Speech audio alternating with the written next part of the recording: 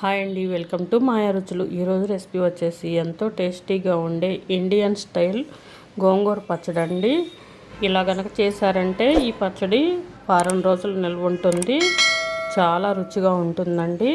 ఎంతో రుచిగా ఉండే ఈ గోంగూర పచ్చడి రెసిపీని ఎలా చేసుకోవాలో ఈరోజు వీడియోలో చూసేద్దాం.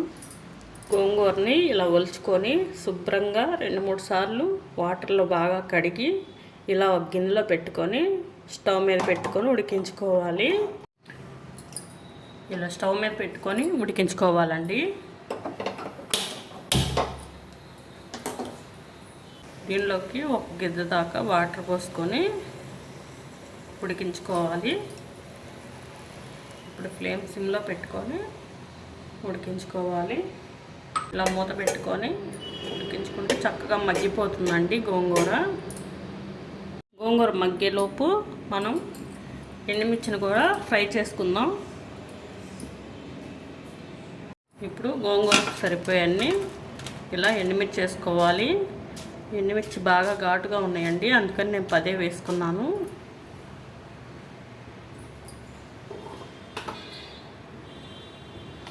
దీనిలోకి ఇలా 1 టేబుల్ స్పూన్ ఆయిల్ వేసుకోవాలి. ఆయిల్ వేసుకున్నాక ఇలా తిప్పుకుంటూ ఫ్రై చేసుకోవాలి. సిమ్లో పెట్టుకొని ఫ్రై చేసుకోండి.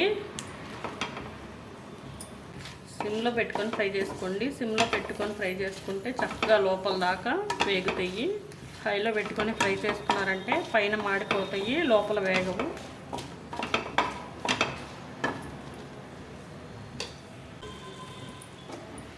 ఎండుమిర్చి వేగిపోయినాయి.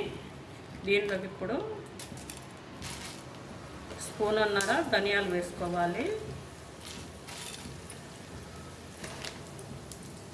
1/2 టీ స్పూన్ మెంతులు వేసుకోవాలి. 1/2 టీ స్పూన్ జీలకర్ర వేసుకోవాలండి. ఇవన్నీ వేసుకొని ఇలా మిక్స్ చేసుకొని చక్కగా ఫ్రై చేసుకోవాలి. ఇవి మాడకుండా ఫ్రై చేసుకోవాలండి. ఇలా చిటపటా వేగేటప్పుడు స్టవ్ ఆపేసుకోవడమే. వేగిపోయినాయి.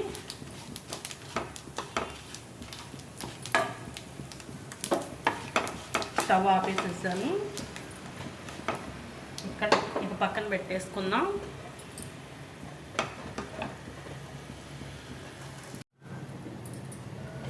గోంగూర కూడా ఉడికిపోతుందండి. ఇది కూడా ఒకసారి చూసుకుందాం. ఇంకా కొంచెం ఒక 5 నిమిషాల్లో గోంగూర కూడా ఉడికిపోతుంది.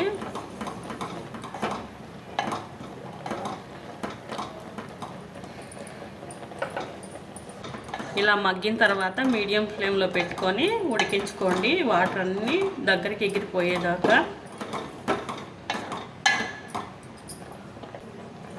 గోంగూర ఇలా దగ్గర ఎగిరిపోయేటప్పుడు కొద్దిగా నీరు ఉందనుకున్నప్పుడు దీనిలోకి 2 రేకల చింతపండు వేసుకోండి. గోంగూర బాగా పుల్లగా ఉంటే అవసరం లేదు. పులుపు కొంచెం తక్కువ ఉంటే ఇలా చింతపండు రేకల్ని ఒకసారి కడిగి వేసుకోండి.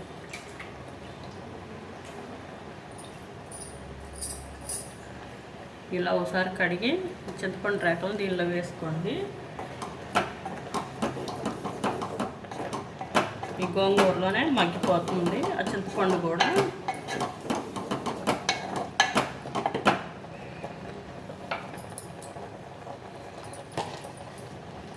గోంగూర అనేది ఇలా ఉడికితే సరిపోతుందండి.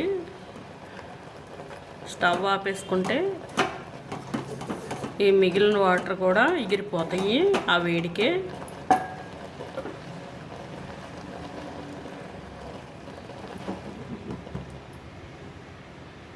చల్లారిన తర్వాత గ్రైండ్ చేసుకోవాలి.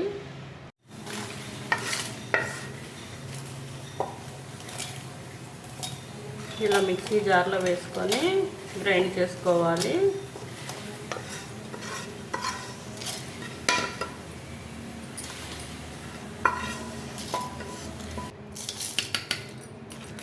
One and half table spoon ఉప్పు వేసుకుంటున్నాను.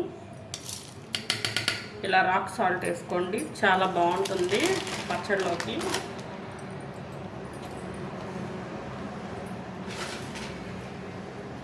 దీనిలోకి 6-7 వెల్లుల్లి రెబ్బలు వేసుకోండి. వేసుకొని గ్రైండ్ చేసుకోవాలి. ఇలా గ్రైండ్ చేసుకున్నాక దీనిలోకి ఇప్పుడు గోంగూర వేసుకోవాలండి. ఇలా గోంగూరను కూడా వేసుకొని గ్రైండ్ చేసుకోవాలి.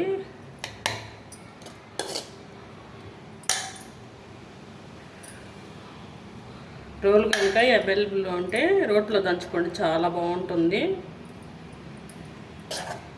ఇలా మిక్సీలో కన్నా రోట్లో వేసుకొని దంచుకుంటే ఇంకా చాలా బాగుంటుంది.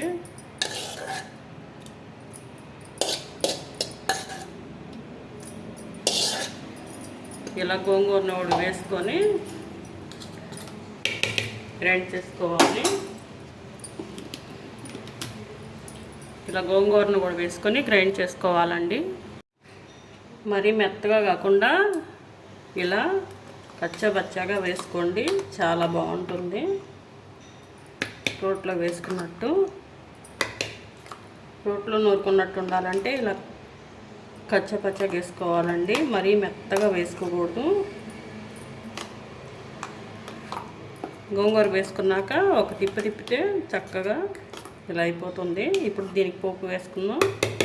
ఒక గిన్నెలో తీసేసుకొని పోపు వేసుకుందాం. ఎండుమిర్చిని ఫ్రై చేసుకున్నాం కదా, అదే ప్యాన్ పెట్టుకొని ఇప్పుడు దీనిలోకి పోపు వేసుకుందాం.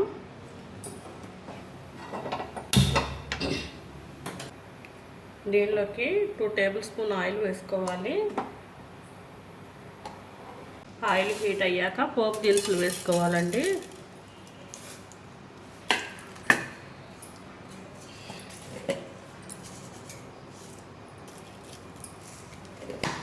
దీనిలోకి ఎండుమిర్చి కూడా వేసుకోవాలండి.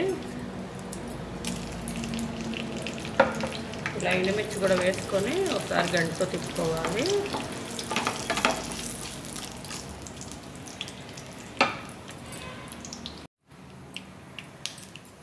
ఇలా పోపు వేగేటప్పుడు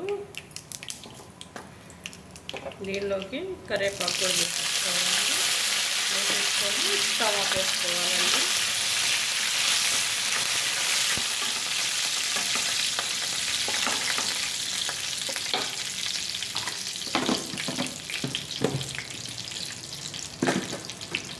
ఈ పోపుని ఇప్పుడు గోంగూర పచ్చడిలో వేసేసుకుందాం.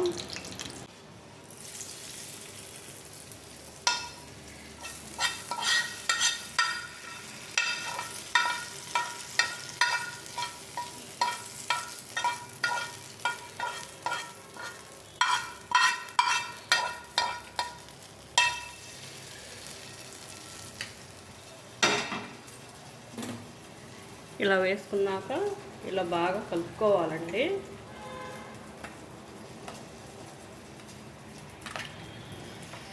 చాలా టేస్టీగా ఉంటుంది ఈ గోంగూర పచ్చడి. వారం రోజులైనా చెడదండి. ఉప్పు అనేది కరెక్ట్గా వేసుకోండి, వారం రోజుల పాటు నిల్వ ఉంటుంది. ఇంకెందుకు ఆలస్యం, ఈ స్పైసీ గోంగూర పచ్చడి రెసిపీని మీరు కూడా తప్పకుండా ట్రై చేసి మీకు ఎలా వచ్చిందో కామెంట్లో తెలియజేయండి. మా ఛానల్ని ఇంతవరకు సబ్స్క్రైబ్ చేసుకోకపోతే సబ్స్క్రైబ్ చేసుకోండి. వీడియో కనుక నచ్చితే ఒక లైక్ చేయండి. మీ ఫ్రెండ్స్కి, మీ ఫ్యామిలీ మెంబర్స్కి షేర్ చేయండి. Thank you for watching.